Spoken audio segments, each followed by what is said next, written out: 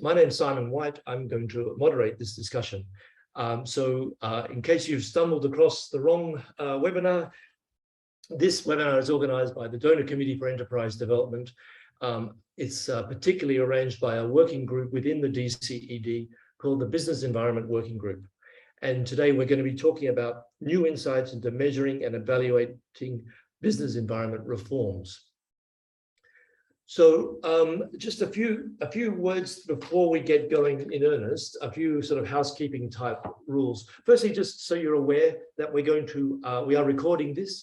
We'll send you all an email probably tomorrow after this, which will provide a link to the recording. So just recognize that you are being recorded if you're participating. I've made a note of welcome, and I see one or two people are also commenting on the chat box. Please feel free to use that and introduce it to yourself if you wish. We're very welcome and very happy that you've been able to join us. I see we've got about 50 people now. We've got more coming, I think, so that's great. Please feel free to join in. For those of you who may not be familiar with this, we have a Q&A window. And we'll ask you, if you've got questions for any of the panelists or speakers, to use the Q&A window. It just prevents us from getting lost in the chatter. If you put your questions there, I'll try and pick out ones that look interesting for us to talk about, but also some of the speakers might want to respond to any questions you have directly via that window as well. We have a number of papers that are going to be talked about or presented in various forms, not in full, in this discussion. And I hope that you've already received the links to those papers. If you haven't, those links will be provided in the follow-up email as well, and you'll be able to download any of the documents there.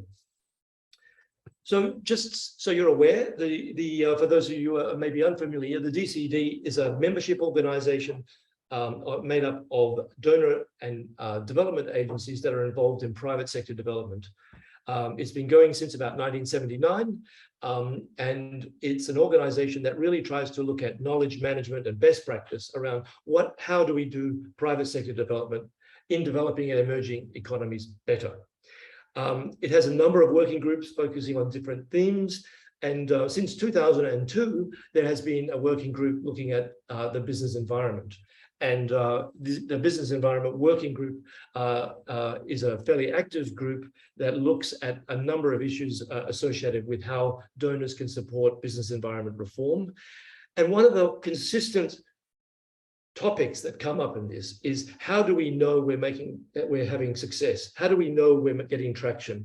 How do we learn from areas of success or problems or challenges that are there? So the whole idea of monitoring, evaluation, and measuring results has been a fairly consistent program of work within the Business Environment Working Group. And today we're going to hear from on two topics within this, and from three speakers. We're going to begin with a presentation from Lara Goldmark. Lara was commissioned by the Business Environment Working Group to do a study on how agencies are measuring reforms. And what are the measures that they are using? How do they go about looking at the theory of change and these kind of issues? If you like, it's kind of a bird's eye view or a multi-agency view, trying to understand what are the approaches that agencies are taking, what is working, where are the challenges. And from that technical report that Lara has produced, there is a policy note that also gives a very summarized form of this and gives guidance about that. So we're going to hear from Lara first, where she's going to present her work and the issues that came out of that. We're then going to go to look at a very recent study that's been produced in Denmark by DCED and the Ministry of Foreign Affairs. This is particularly interesting because this is the work of one agency now, looking at its own work, a number of programs within its own agency associated with business environment reform. There's a slightly different definition used in terms of framework conditions, but they're trying to understand how, as an agency, their work has gone, what successes, what results have been achieved. So in a sense, we're beginning with a larger, broader scope, from a multi-agency perspective. And then we're moving into what one agency has learned in this process. So as I've mentioned, I'll be moderating. We're going to hear soon, I'll introduce Lara in a minute. We're going to have presentations that I think will be relatively short, probably no more than 10 or 12 minutes. And then following that, we'll move into some discussions. And I've told you about the Q&A box and everything there. So I think, let me just begin by just giving you a very brief introduction to Lara, and then I'll hand over to her. Lara is the CEO of the consulting firm Just Results. She's the founder and CEO. Just Results specializes in the use of data to support inclusive economic growth. She's an economist with specialization in regulatory reform and digital solutions for government. She's published books and articles on microfinance, small enterprise growth, and employment, and taught at the Johns Hopkins School of Advanced International Studies and the Columbia School of International and Public Affairs. Again, Lara and her firm were commissioned by the Business Environment Working Group to produce this particular study. So I'll leave it there. I'll hand over, I'll turn my camera off. I'll hand over to Lara. And then afterwards, when she's finished, I'll come back and introduce the next speakers. Thanks, Lara.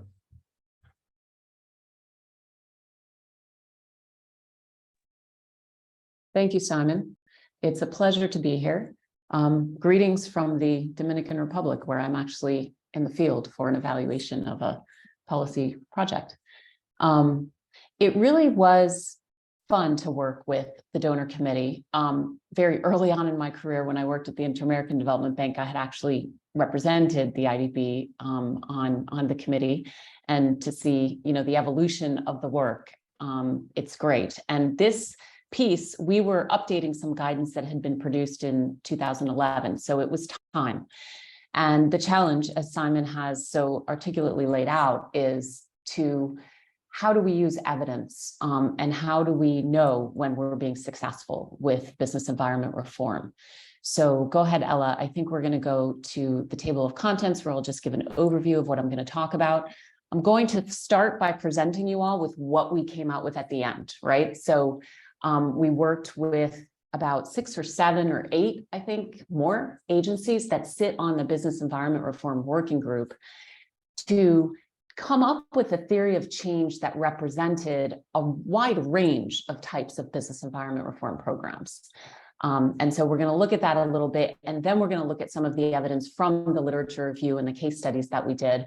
We're going to talk briefly about indicators, and I'm going to sort of leave it there with maybe some challenges for the audience or some things to think about. So yeah, so let's dive right in. Thank you, Ella, if you want to go to the theory of change. And we were talking about this morning with Lasse and Marina in terms of, often when an evaluation team comes in, they'll look at a program's theory of change and they might have some comments on it. And if you are using it as the basis for measurement, you want to be sure that it accurately reflects not just what the program's doing, but kind of a logic of what you can expect. So we want to read this from the bottom up. And when you look at the orange boxes on the bottom, you are seeing 4 out of the 9 types of business environment reform programs that the donor committee considers, to be the types. One of the things that might be left to do might be to revise that list and look at those types. There are some things that are maybe missing from that list, like digitization, projects that focus on digitization of government services, which is a huge area of programming right now. Trade facilitation is not its own unit. There are also a number of activities that are more around strengthening reform processes, like public-private dialogue, versus the ones that you see here and the ones that we pick to work with more closely, which are about improving business functions, right? The things that you see in orange here down at the bottom, if implemented, should have an impact on private sector business. So these were a couple of examples that we took, and I just want to talk really simply to go back to kind of 101 for measurement and results frameworks, which is, your first level should be the project activity, something that the project actually does. But what does that mean when you have something like simplifying business registration, right? What does it mean you're actually doing? So let's just take 2 examples. One could be that you produced some recommendations, right? Often you're going to have a consultant produce recommendations, but what comes out of that? What comes out of that in your next level is that's it. You've got the recommendations, but does that mean that a government agency has done anything with them? Maybe not. So we kind of had this at the next level up, we kind of had two levels, right? We had the output from the program and the joint output that may be produced with the government or maybe produced with the civil society organization together. And then the other thing I want to say, and I think you can go to the next one, Ella, because the next one does have an example for people to read along with. So this one talks about a public credit registry. And if you follow the activities up, and you look at what's happening, the important thing to look at is in the box. And we really worked with the committee on this. So if you think about it, let's just say that we have an output and we go to the next level, which is an outcome, which is something that happens. You may see an effect, something that happens to one business, one firm, and you may see an effect, something that happens with one government agency. And that's important. And that's already a huge accomplishment. But it's the next level that is where you're getting to a market effect or a social network effect or a system effect, so to speak. And this box around these two levels of outcomes was one of what we think are kind of the biggest contributions of this work, because it shows you the idea is that if, 30 firms or 100 firms or some number of firms are experiencing lower costs and higher profits, that's great. But what does it add up to? But if you have a perception in the market that the market's more transparent, that it is more investor, friendly, then you could really start to see some changes that are bigger than just the impacts directly on the firms that you reached. And when we go up to the top level of the impact, we're going to have another slide where we talk about this, because this was another big area of discussion, which is, even if we get to this outcome level, what does it mean at the aggregate level? And when you're working with a national government, you think, well, shouldn't we be having impact on the national economy? But is it unrealistic to expect that some of these programs are going to have, these national level impacts and move the needle on issues at the economic, sort of macroeconomic level? So great, Ella, let's go to the next one. And here's a couple things, if you retain anything from my presentation today, or, from taking a look at the work, I would love it to just be apples to apples. I think something that is very common in policy reform programs is that often the areas of reform are extremely technical. And there's also so much, very important effort to understand the political economy and the political dynamics behind the program, that you can get lost in the context and kind of just forget about, the nuts and bolts. And I'm going back down now to the activity level. What are we doing, right? What is the project doing? Is the project providing support to draft a new law? Has the law already been drafted? And is this support to drafting or implementing regulations? Does this have to do with procedures or, in the case of import-export, for example, which is something I'm looking at here, formalities, which really are, at the end of the day, the way that businesses experience government regulation, right? There's the organization level. There's a lot of talk about institutional strengthening, but strengthening for what? For what result? What comes out of it?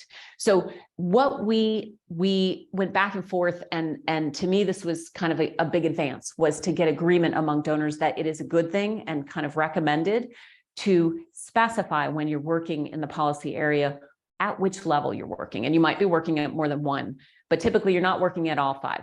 And typically, depending on what types of policies you're working on, and what stage in the government, has the law already been passed, then naturally you're going to be working at a different level than if there isn't a law in the books that, considers the issues that need to be addressed. So that was a big outcome also of the work. And then I have this little box on the side, how change happens. And this is something that I've seen. There's some people in the audience that, work on systems change. And it talks a little bit about the mechanisms, right? How do you get from that firm level to that market level? Or what is the difference? And what types of changes are going to happen at one level versus at the other level? And so we looked at that more deeply, and we looked at it, per type of intervention. Great. Okay, Ella, let's go to the next.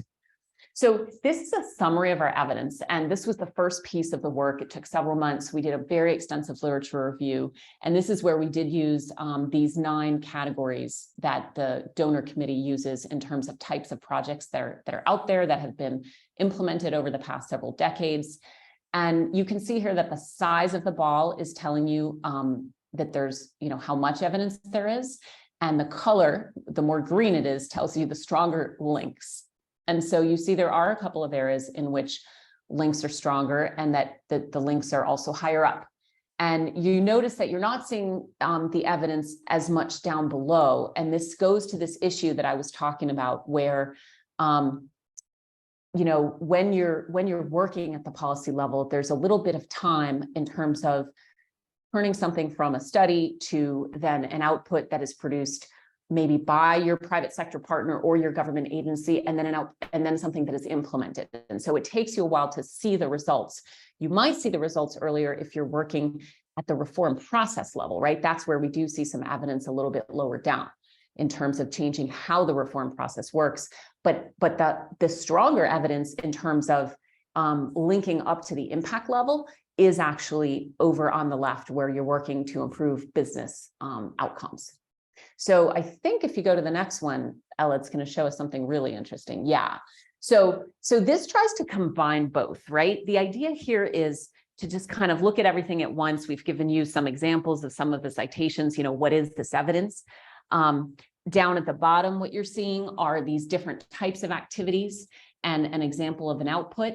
And what we've even put in here are indicators, because we were also asked to look at, there's a giant list of all of the indicators that all of the donor agencies have been using. And we looked across it. And obviously there are some indicators that are used very frequently by many, many programs. And then there are others that were sort of one-offs. But we tried to work with a couple of types, typical types of programs, and take a look at what the indicators were and did they make sense, and were they consistent?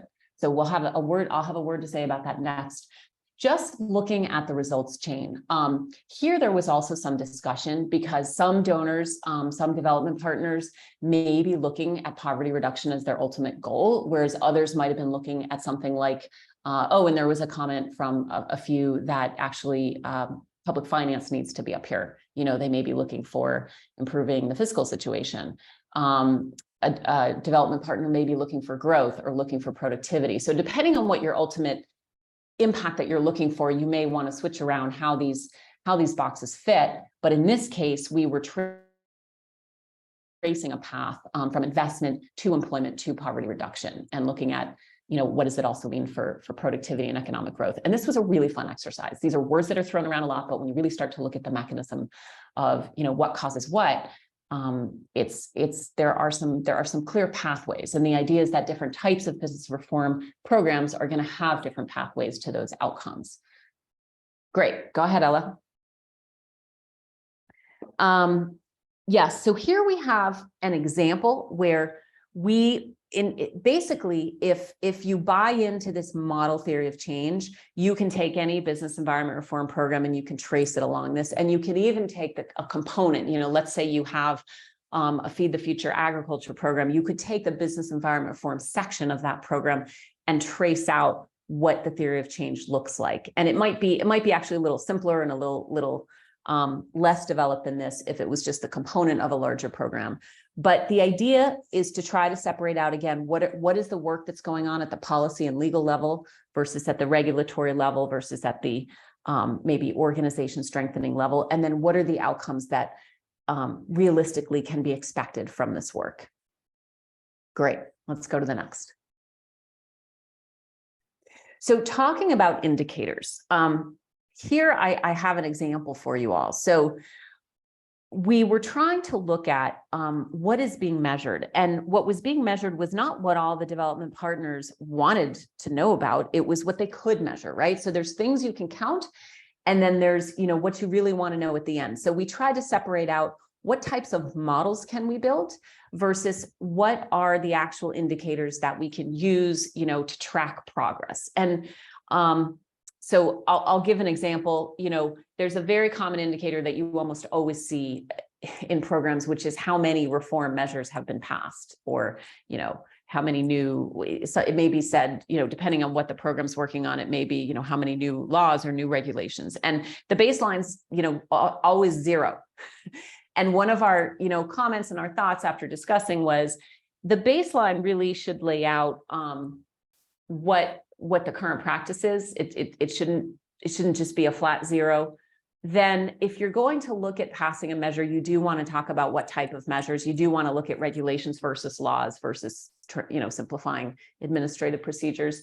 And you also probably want to have a milestone chart that looks at levels, sort of milestones in the reform process, understanding that that can be lumpy, that sometimes things move fast and then they get stuck for a while, but understanding what the steps are.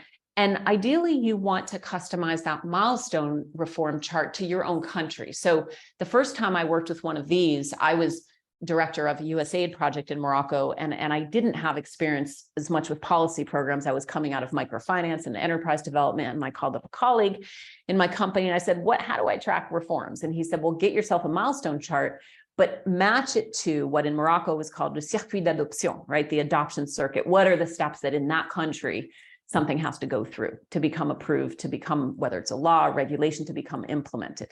So those are some things that you'll want to have contextually along with, what's easy to count.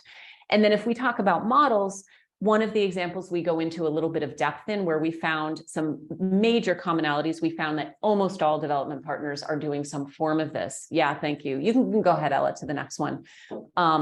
One of the things that we found, and I'll find the thing that you can count on here, which would be reduced cost savings. So let's look at, that is the aggregate savings we're looking at. But when you look at firm level cost savings, what you find is some form of standard cost model that is used by USAID has something called monetizing benefits. The IFC and the World Bank have actually a couple of different things. I'm trying to remember the name they gave it. It was like, cost of compliance. I can't remember. They had a couple of different names they were using depending on which team, but it's basically everybody's using a very similar methodology, and it's something that can be done, but that is expensive. So this was another recommendation that projects working, multiple development partner projects in the same country would be so great if they could pool their resources and actually get these baselines and actually measure these processes. And the ease of doing business index used to do this for us, but it never did it quite tailored to the country context, whereas there are some methods that maybe are a little bit more in depth in the field, but once done, provide some really good data. So those were some of the recommendations around the indicators. And you see this idea here. I actually think this needs to be switched. Your project output wants to be on the bottom, and then your joint output would be the next level up, right? So something that the project produces and then something that you do with your partners. Good. I think, Ella, we only have one more. These are just showing you a couple of the case studies that we use that our partners in the working group submitted to us and shared with us. So thank you for your openness. We actually got the project managers on the phone with us. They joined some of the brainstorming sessions with the committee. So we had some good material to work with in addition to a lot of material from the literature. And go ahead. I think that is everything. I do want to leave just sort of a word of what's left to do. I think there's some more thinking around, I think it's a big step that we have some of these apples to apples agreements on definitions and on a generic or model theory of change within which you can frame your reform activities. And the next step is, how do we reduce costs by developing common baselines and other types of coordination that can be beneficial even for partners, right? For partners who are managing multiple, for government or private sector partners who are managing multiple development efforts. How can we work across the lines? So I'll stop there and thank you and turn it back to Simon. Great. Thank you very much, Lara. Again, thanks for a great presentation. And I really commend the report that's again in the brochure that we sent, the report that that Lara's done. I really commend that to everybody and encourage you to have a look at it, and the policy note that followed that, which gives more in terms of guidance, a shortened version of guidance to agencies, etc. So to move on, and again, I'm aware that many of you may have questions, although none of you have asked them yet. Don't forget to use the Q&A box. As I say, we'll pick out some of the questions you might put, but also Lara might be in a position to comment to any questions in that box as we move forward. So from this big bird's eye multi-agency perspective, we're now going to learn more about a very recent piece of work that's been done within Denmark, which is really looking at evaluating the Danish support for what they've called framework conditions for private sector development from 2008 to 2021. And this is grappling with many of the issues that Lara's spoken about already, but it's doing that across a number of programs within the same agency. And Danita's really tried to better understand its own work in the field in this area. So we have two speakers here. I'm going to introduce the first speaker first. Marina is the Chief Advisor for Evaluation, Learning and Quality Assurance at the Danish Ministry of Foreign Affairs. She's the team leader in governance in the Evaluation, in Learning and Quality Assurance Department. And she's had extensive experience in managing and undertaking complex evaluations, studies and reviews. So thank you, Marina, for joining us today. We'll hand over to you, and then when you've finished, I'll introduce Lasse. But over to you first of all. Thank you.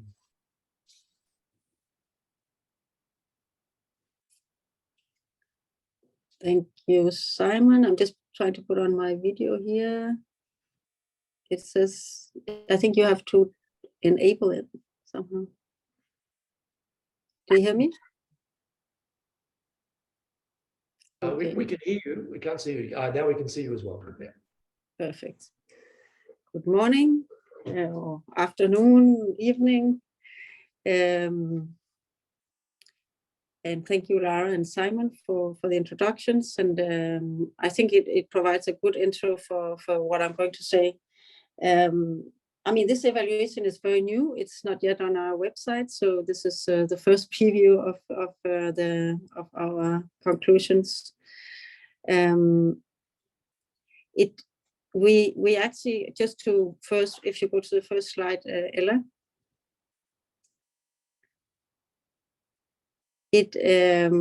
I mean, we had it had a long burst, actually, this evaluation study. We had first a pre-study that actually Simon helped us to do, where we tried to sort of scope and focus the evaluation.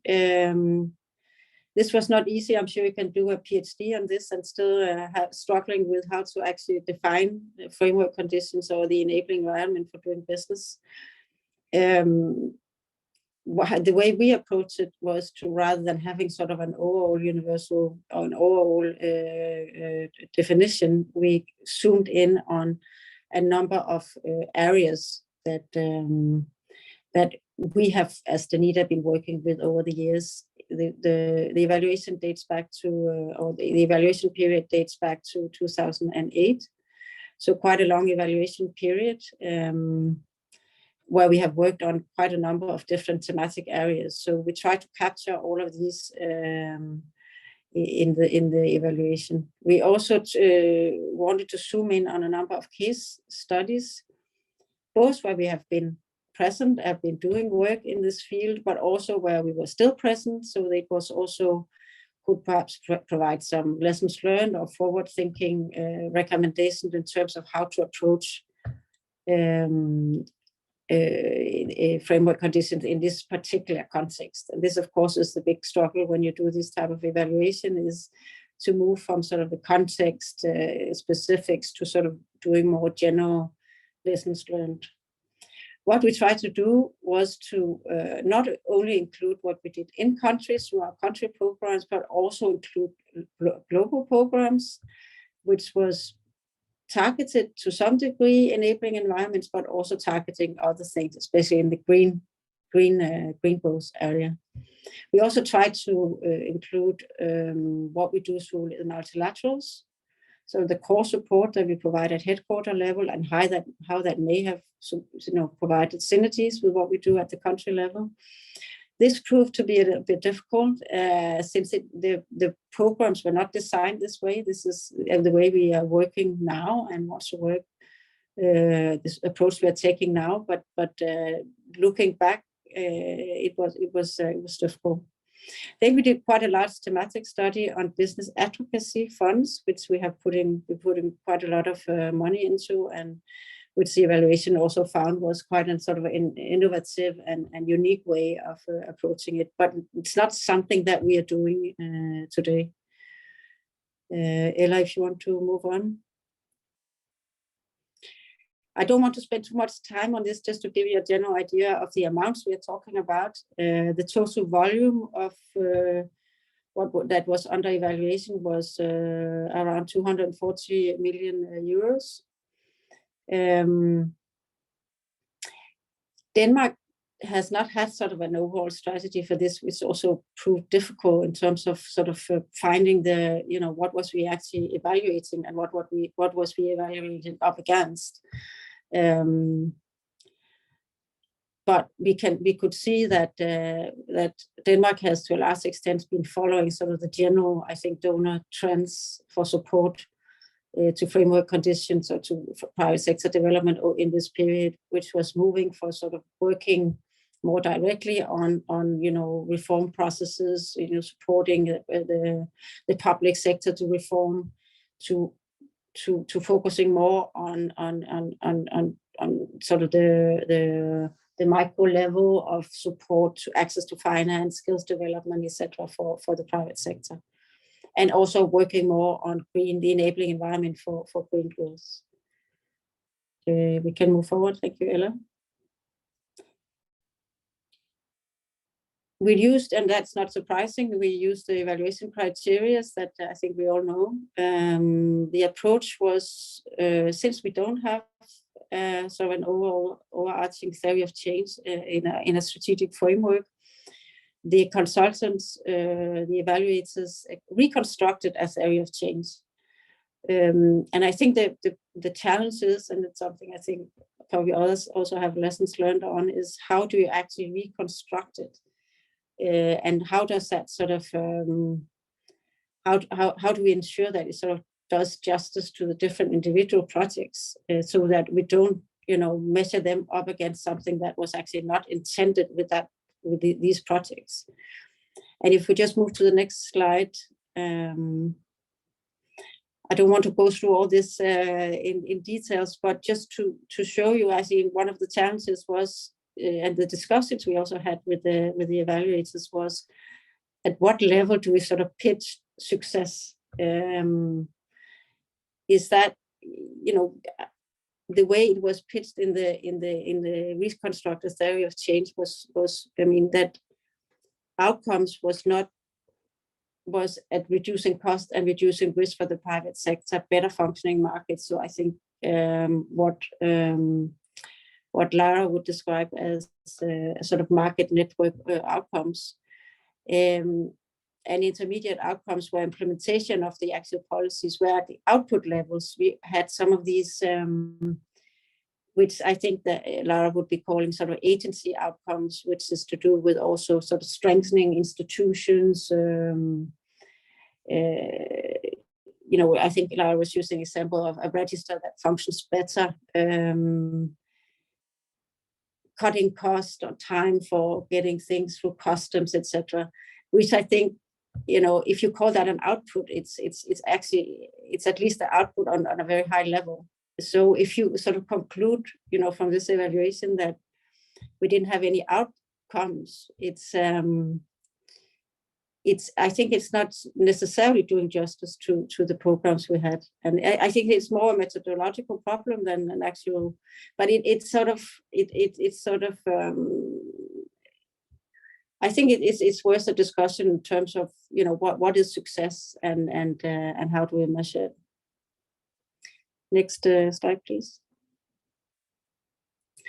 I think we talked already about this, that we were sort of struggling with not having an agreed or universal agreed definition that we could just take and use.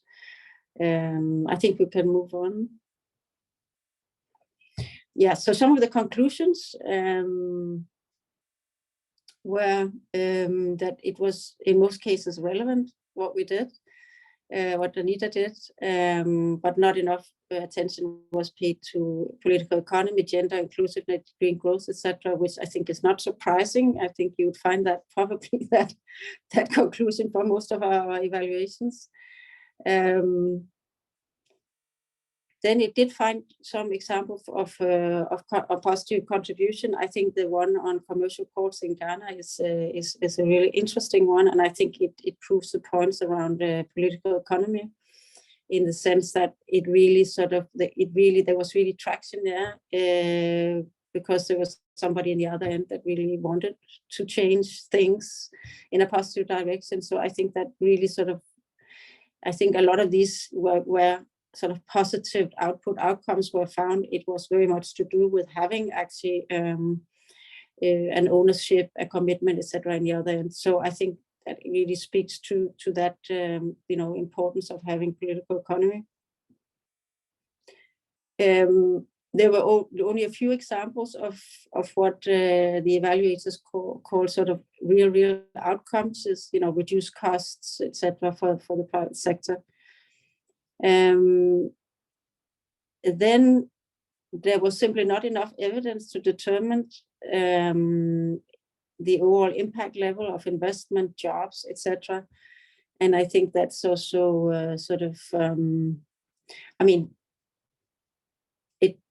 this was quite a long evaluation period. So if we should have found outcome, it could have been that it could have been identified within this long period, but at the same time, of course, things take time, and it has to be sort of systematically built into the framework that this is what we're looking for at these points in time to actually capture these sort of impact level effects.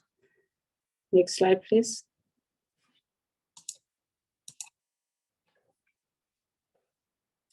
So last slide here is on the recommendations. The overall recommendation that the evaluators made to us was that actually framework conditions or enabling environments are crucial, it's important, and that it should continue to be play an important part in Danish support.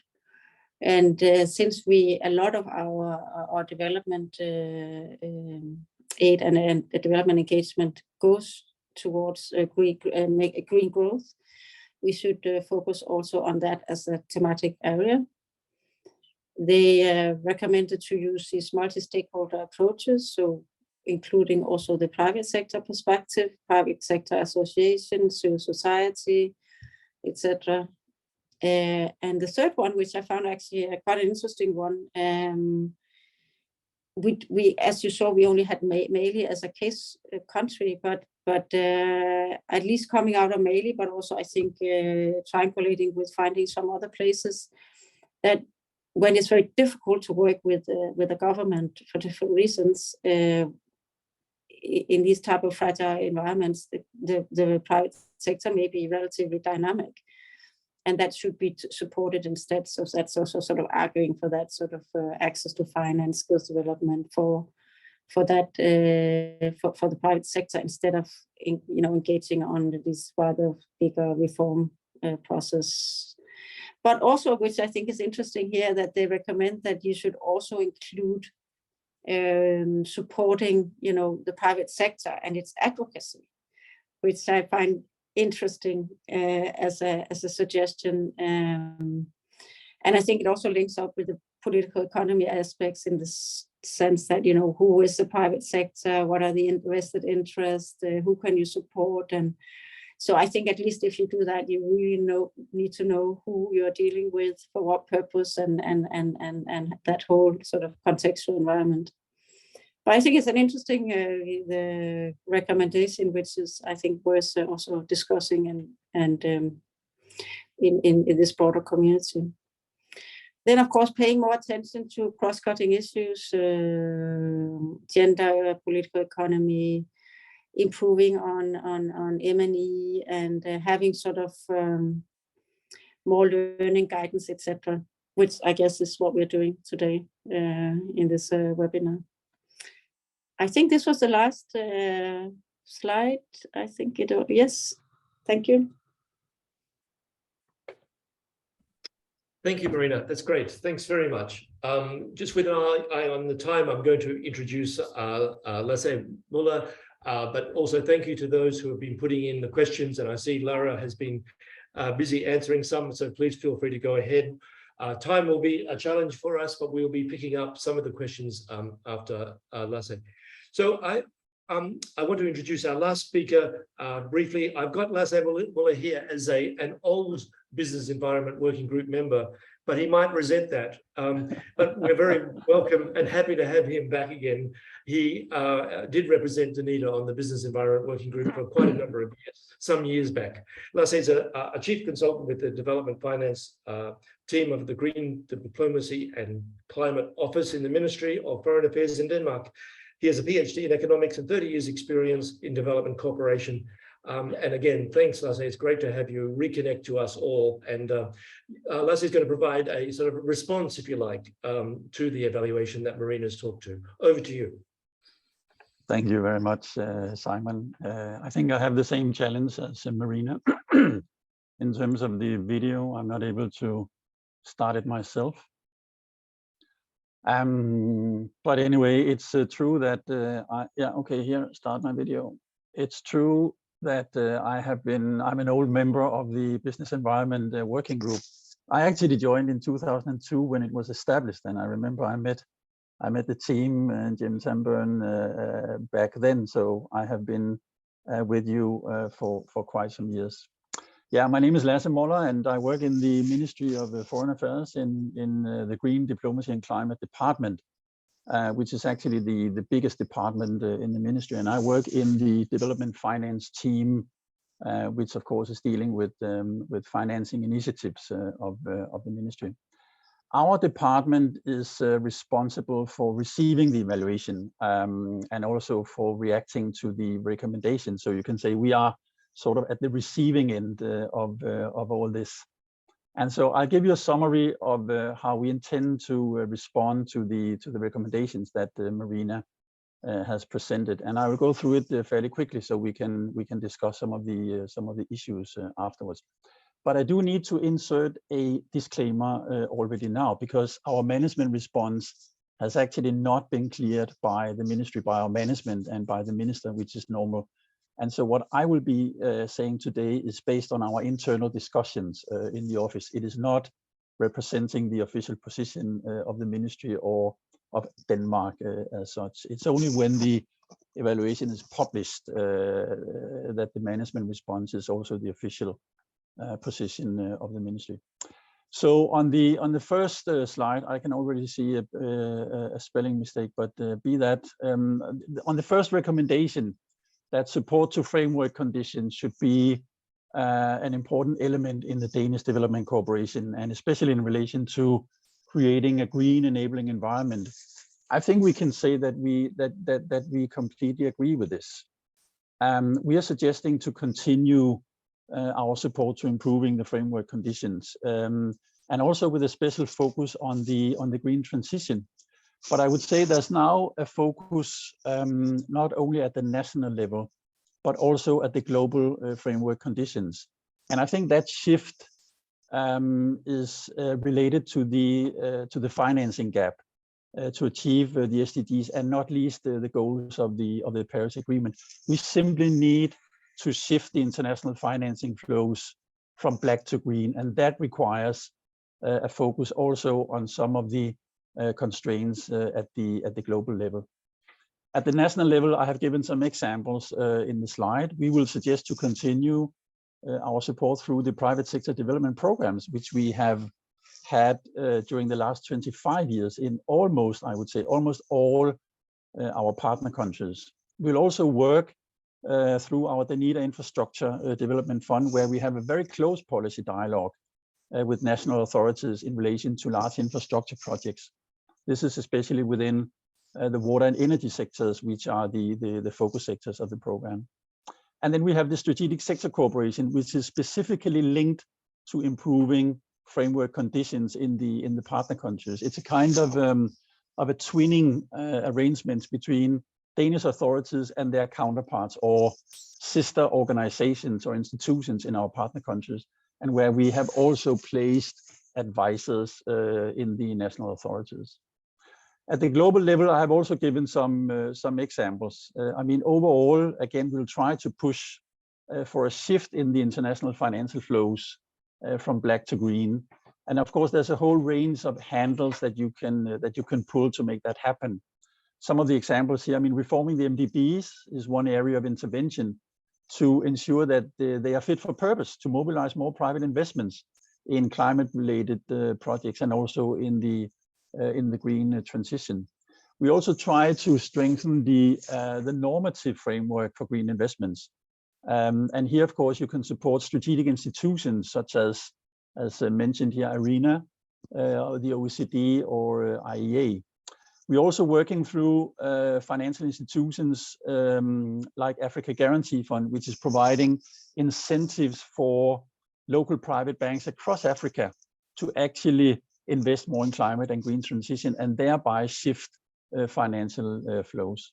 I've also mentioned the problem of labeling green bonds in developing countries. That's a bit longer story. We can maybe come back to that if there's an interest, but it's all about making sure that the big institutional investors in our countries are actually interested in investing in products in developing countries that are labeled green. So how do we do that? How do we ensure that it's not greenwashing and so on?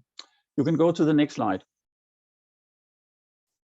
On the second one, this using a multi-stakeholder approach, we also basically agree, I would say. I mean, the evaluation finds that in 3 out of the 6 areas of framework conditions that they work with, so the green business environment, the business advocacy support, and also trade facilitation, they say that overall the results are mixed, but where they did find good results, it was partly due to a multi-stakeholder approach in our support, of course, among other issues as well.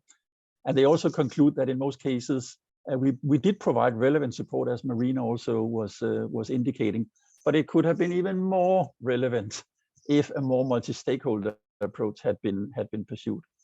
And when they talk about multi-stakeholder approach, they mainly talk about it on the demand side. They talk about engaging both private sector and civil society, and also supporting both private sector and civil society. And I think we basically agree with this recommendation. And we also believe that we are aware of the importance of using a multi-stakeholder approach. But I think at the same time, you could raise a question. It's not always obvious what role the private sector and the civil society organizations have vis-a-vis each other in reform processes which are supposed to improve the framework conditions for the private sector. But this is something that we perhaps can discuss more in the after the presentation. So next slide. On the third one, supporting private sector as a driver for change in fragile countries, we also basically agree. I mean, the private sector is playing an important role also in fragile countries, and in a situation where it's very difficult to work with government authorities, it can be useful to engage the private sector, and also in a way that the private sector becomes a key driver for change. But I think we should probably also be a little bit careful here. I mean, the evaluation mentions Mali and gives Mali as an example, but of course the situation in Mali is very special right now. And I would say, as a principle, we would always want to maintain a policy dialogue with the government. And I would almost say almost at any cost, because we have learned that without a partnership with the government, you can only go so far in these reform processes. And if you end up supporting only the private sector, there is a risk that the whole thing becomes confrontational. And of course, that's not conducive to any reform process. So focusing on the private sector as a driver of change in a fragile context is fine. And we also do that, but do whatever you can to actually try to maintain a dialogue also with government. Of course, maybe while you are waiting for more stability in the country. So next slide. On the fourth one, pay more attention to cross-cutting issues. That recommendation, I must say, is a little bit provocative to us, especially regarding the political economy analysis. I would say on the gender issue, this is something that is already a cross-cutting issue and a cross-cutting priority in Danish Development Corporation, and it has been so for many years. And of course, it's always easy for an evaluation to come and say we should do more, we should do better. They say that it was not reflected enough in the approaches, in the targets, in the results indicators. And I would say, well, it's a recommendation we'll take with us and also use it as a kind of a reminder when we design programs in future and also set targets and results indicators. On the rigorous and innovative monitoring and evaluation, and also on the need for more proactive guidance and learning, I think we'll try to strengthen the existing M&E systems and also the existing knowledge management and learning framework that we already, of course, have in the ministry. And of course, that could also take several forms. I mean, we could strengthen our guidance notes or how-to notes, as we call them, and we could ensure that they are updated and based on the latest knowledge and experience. We could also make more active use of the international knowledge base, admittedly, I mean, including the Donor Committee for Enterprise Development and other knowledge networks and institutions. And of course, it always boils down to a question of resources that you have available to engage in all these networks. Now, on the political economy issue, we are a bit provoked, and there was a lot of discussions around this, because what they basically say is that we have not been good enough to analyze the political economy context and to design the programs according to the context, and maybe also even revise the programs when the context has changed over time. Now, I have been working with private sector development for 25 years, and I have been 10 years in Africa, and I know how much we have been analyzing exactly the political economy context, and also in collaboration with other development partners on the ground, and trying to figure out who are the drivers of change in this situation, who should we support, and so on. Of course, it's a moving target, as I mentioned here in the slide. It's a moving target in reform processes that are notoriously homegrown. And we know power relations change over time. We know alliances change, and drivers of change may also change over time. And of course, I mean, we can bring in a boatload of money. We can bring in the best consultants from the international markets. We can buy state-of-the-art equipment. If the local interest groups are not aligned, it's extremely difficult to push for reforms, and that is even in spite of our best effort as donor agencies. And with this, I think I have used my 10 minutes. Thank you very much, Leslie. That's very helpful. I wonder if I could ask the three speakers to put their cameras on, just so that we can make sure we see you, but also we can interact in terms of who might want to speak when in response to things. Thank you, everybody who's participating, for your comments, your questions. And I see there's been some answers provided, and please feel free to continue with that. And thanks, Lara, for being some of the respondent to many of that. I want to just kick the process on, and just for all participants, I know we have a time to conclude this at around 20 minutes past the hour. We might, in fact, try to bring that a bit earlier if we can. So we're going to try and keep this as tight as possible in terms of our discussion. I'd like to pick up a question to all the three panelists that I think has come out of this presentation so far. I think what's interesting to me is we've had presentations on two pieces of work. One is this, as we described it before, a bird's eye sort of multi-agency view, which is one of the emerging lessons and challenges that are coming from that. And the second is this more in-depth single agency view that we've seen within Denmark. But what's interesting to me is, despite these big differences in the types of work that's being presented today, there are a couple of similarities that are coming out quite strong. And I would say there are two very strong similarities. One is about the search for evidence. It certainly came out in Lara's work when she presented the evidence mapping, and I see there's been some questions raised about that. It also came up when Marina talked about, the lack of evidence at the impact level. The second area that I think was a similarity between the pieces of work that's been presented and what this means is the issue of the theory of change. And I want to pick up just briefly about what some people have asked about the theory of change. We've had Denise who have said, great use of the theory of change and evidence mapping. Have you mapped these alongside issues to do with equity or business size and these kind of things? I think Lara has made some comment on that. But I also see that Mahassan has made the comment about the limitations to the use of theory of change as a measurement tool. And then David, and welcome David, it's a long time, has made the comment, which was not directly about theory of change, but it was about the focus on outcomes and impacts. And are we maybe sometimes trying to be too grand in our theories of change, trying to hit things at too high a level in terms of national impact? And maybe we would be better advised to be more focused on more specific, more modest, I guess in my terms, outcomes in all of this. And I think I heard this being said as well in what Marina and Lara were saying, that at what point, at what level should a theory of change be pitched? It seems like often we are pitching it at a high level to try and talk about the national contribution these reforms are going to make, but that sometimes can be somewhat meaningless. So how do we pitch these things? How do we use a theory of change, or can we use the theories of change as this measurement tool later? And what are the trade-offs between high level versus a more granular level, and in terms of how we're measuring success?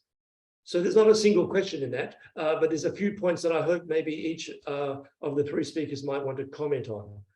Does somebody want to go first? You can indicate by camera. No? Yeah, I can maybe say a few words about that in terms of, I think it's something, I mean, this of working with theory of change is often suggested in evaluations as a tool. And I think it does add value because it does force us to think through processes and assumptions and question those, and are they valid or not, and what are the evidence for the assumption. I think theory of change is a great tool, but it also has its drawbacks. And I think in our particular case here, I think that it wasn't, I mean, it was helpful to, of course, have one framework to measure everything up against, since we didn't have a strategy for that purpose. So I think it did serve a purpose, but I think what I take with me, at least from this webinar, I think that the way that Lara had put it in terms of sort of agency outcomes versus sort of market networking outcomes, I think that actually make a lot of sense, as opposed to having sort of these levels of outputs and intermediate outcomes and outcomes that, you know, so that is difficult to sort of, and you can discuss forever where something is pitched. But that, I think, because it's the outcome for whom? It's the outcome of our direct inventions, it's the outcome for the institution, it's the outcome for the society at large. So I think actually what I take with me from this webinar is I think that it was a good way that it was conceptualized in Lara's work. Thank you, Marina. I wanted to give you a chance to speak first because I was answering a lot of the chat. I think, Simon, you know, what we found useful was to go back to basics and ask and answer very simple questions. So who is doing what? And when we say who's doing what, we mean, okay, what is the project doing? And then what is the project doing with the government versus with a private sector actor versus with a civil society actor? And lastly, you made the comment that sometimes it's not always clear. And the purpose of a theory of change, in my mind, is less to measure and more to define, so that we know what we're trying to measure, and that we're not rolling things up that are different, you know, types of units. So if we're looking at, I remember one of the things that was a big moment for me was when we began doing the research for this, and I found, and it was in the market systems literature, I found reference to a business enabling environment component of a program, and the very top level of impact was income of a farmer.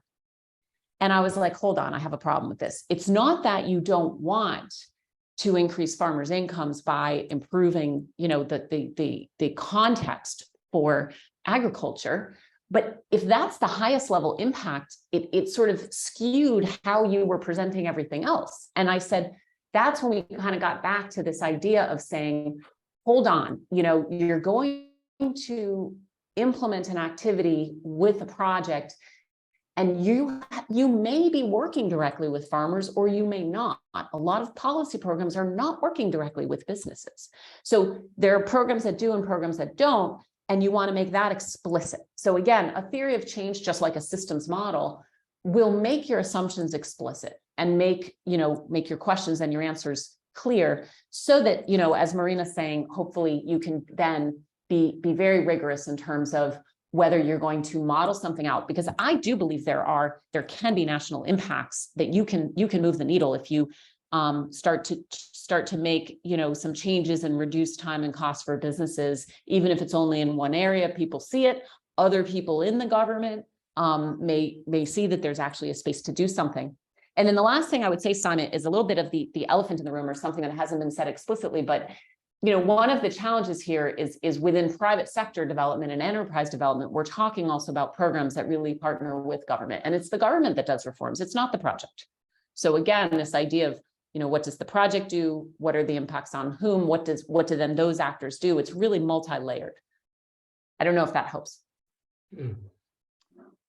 No, thank you. That's it. Yeah, maybe just a few comments. And I really enjoyed Lara's presentation. I think it's extremely inspirational when we discuss these issues and when we do future programming. Of course, there's an obvious trade-off. I mean, the higher level you go, the more you run the risk of an evaluation coming and saying that it is very difficult to find any solid evidence, which this evaluation actually did. And of course, that can be a little bit frustrating for people in the field who are trying to do their level best to make a difference. I like the agency outcome approach because we can also see that when we do work with agencies, we have actually been able to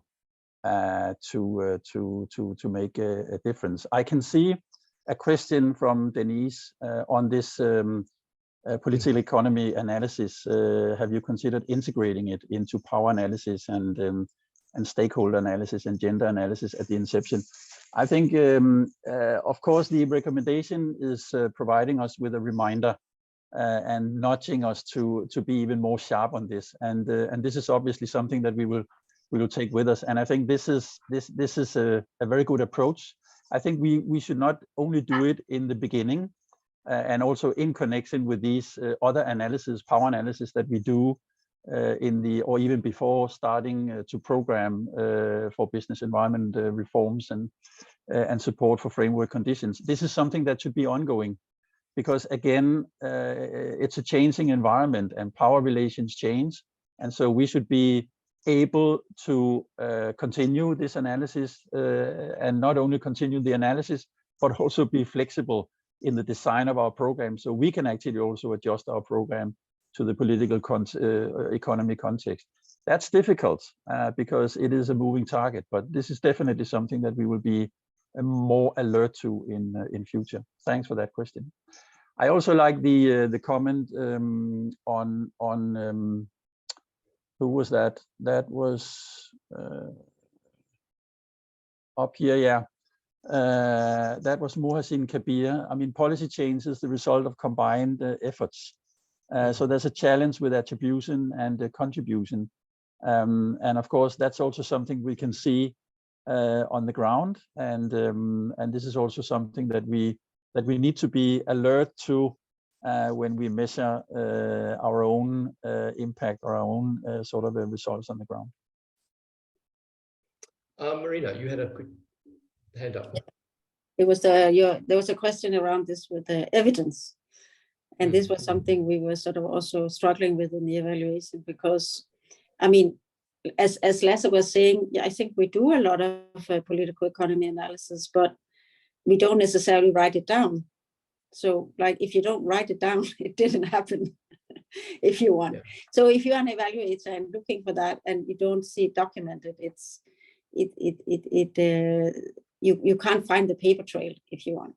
So I think what we were struggling with is this sort of did they sort of did they find there was a lack of evidence of results or impact, or was it a lack of evidence of documentation? Mm. So I think those are two very different things. So I think something that we should be aware of when we are measuring these things is sort of not only looking at the paper trail. First, having a paper trail is a good thing because it allows us to evaluate, but also when you do evaluate, that you also look beyond the documentation of that you can find, and really put a lot of emphasis on these case studies, and take the time and devote the resources to actually have somebody to go in the field and dig out also maybe unintended results and linkages, etc. Yeah. Okay. Thank you. Yeah, that's very helpful.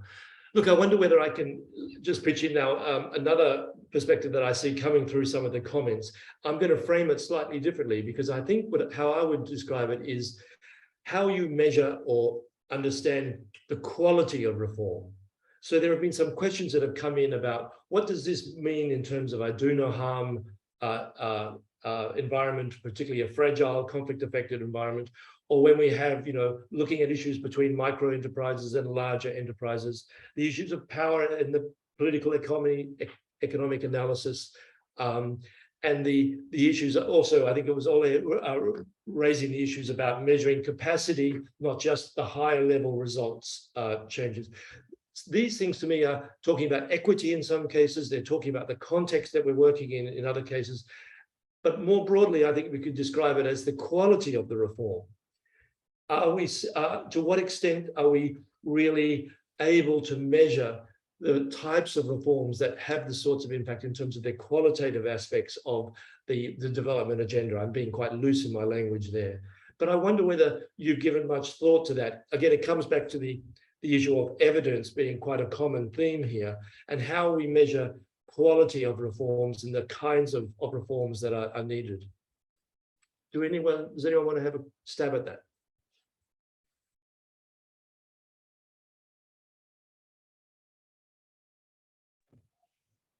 I can just say a few words if nobody else. Please.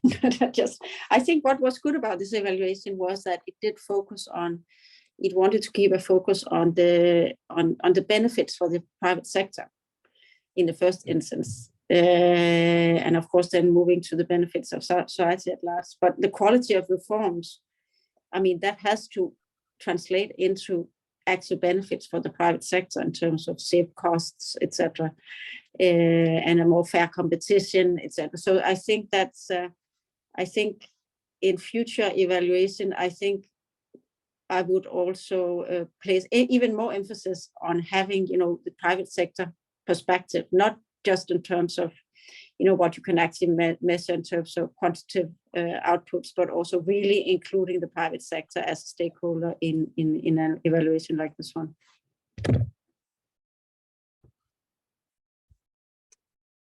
Lasse, any thoughts? No, I think this is also important. I mean, you mentioned the sort of the conflict affected areas do no harm. This is extremely important that when we do this thing, when we try to push for reform, that we are alert. I mean, when we work in fragile context or even in conflict affected areas, obviously a conflict sensitivity analysis is key, that we are not sort of entering and shifting the power balance in inappropriate directions that can actually backfire. Same goes with do no harm in terms of the environmental sort of analysis that we need to have in place. But I would also say that I mean, working with the private sector stakeholders and ensuring that their interests are at the forefront, and capacitating private sector organizations to ensure that in future their interests can actually be put on the forefront is also key. These institutions may not have a lot of resources, but they have a lot of agency. They have a lot of power to actually make things happen on the ground. We have not a lot of agency. Again, we can come with a lot of resources, but we need to realize that the agency is actually not with us. It is with the local institutions, and obviously we need to work through them. Okay, thank you. I'm not sure if Lara is still with us. I can see she's there, but I know she was going to be moving on. I think what we might do is, there was one comment that you may have, I'm not sure whether you'll have, either of you will have comments on, but I think it's quite an interesting one because it came up in our discussions as the Business Environment Working Group, and it relates to the use of the doing business indicators for this kind of work. And I haven't got the name, Mamadou, I think, talked about what are the differences and complementarities between the sorts of issues that came up in Lara's work and the doing business report. And I think what's interesting is that everybody, I'm sure, is familiar with is that doing business as a method, as an annual report has come to an end. And there are new, there's a new metric being developed, or series of metrics being developed that will be introduced soon to kind of replace that. And I think there are many donor agencies and development agencies that are working in this field that, whilst they recognize the limitations of what the doing business report had, relied on it quite a lot. And so I think there's a lot of interest in just what this new metric will be that comes out of the World Bank Group. And I know from the Business Environment Working Group, there's going to be some interest in keeping a tab on that and seeing how we can use that. I don't know, again, I'm not sure whether Lara is still with us, but whether Marina or Lasse, whether you have any comments about those kind of global benchmarks and whether they make much sense for you in terms of this kind of work.